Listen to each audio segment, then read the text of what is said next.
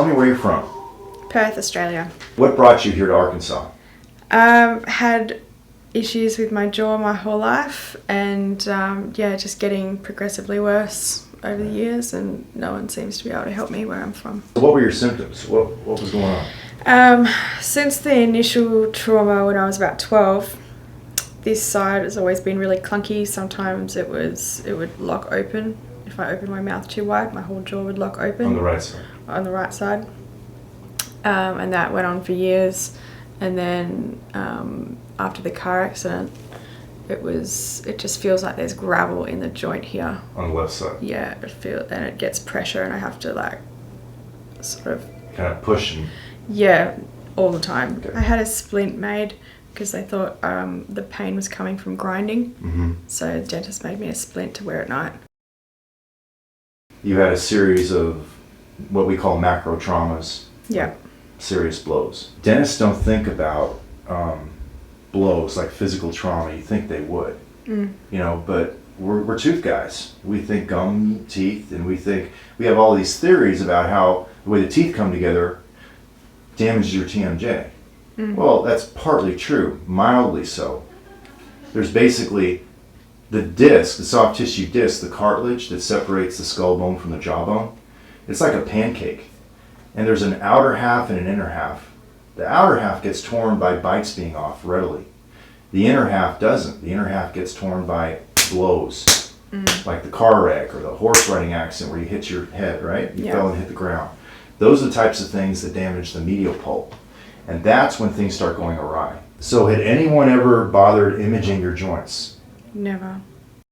The imaging showed us that you had issues in your joint, especially on your left side.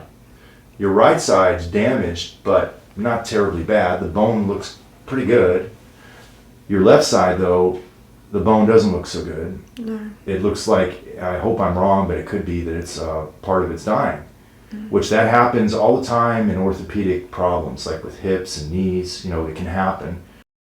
So the bottom line is, I've sent you off to an oral surgeon, Dr. Piper, in Florida, because he's probably the best there is at interpreting these kind of problems. And it doesn't necessarily mean that you're going to get surgery. You're just getting an opinion from a guy that's been looking at this sort of stuff for like 30 years. Yeah. I really, really appreciate that. Yeah, I'm not going to DTR you. Yeah. Yeah, I think a lot of practitioners would not refer out like that. The neat thing is that your teeth all touch. Yeah. Your teeth look beautiful. You don't have a lot of wear. If I was a normal dentist and you walked in and I forgot everything I knew about this TMJ stuff, I wouldn't think there's anything wrong with you.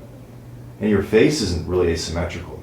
There's good symmetry there when I look at you straight on or even sideways. There's no retruded chin. There's no class 2, they call it, where the chin's pulled back, Your lips come together. You don't look like a TMJ patient. No.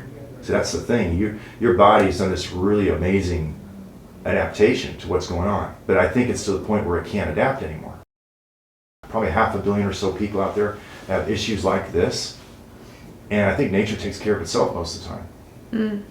But there's times where you just, it's kind of like when a guy gets a knee replacement or a gout or a back fusion. A lot of people out there understand back pain because a lot of us have damaged discs. And then some of us, we just can't take it anymore and we get the surgery done, and that usually resolves it. So this is a similar thing. But some people push through it and they live the rest of their lives not comfortably, but it doesn't necessarily kill them. And that's the bummer. It's like, what am I going to do? The pain gets to the point where it's 6, 7 out of 10 every day, and you can't smile and laugh and chew the way you want. It's taking a lot out of life.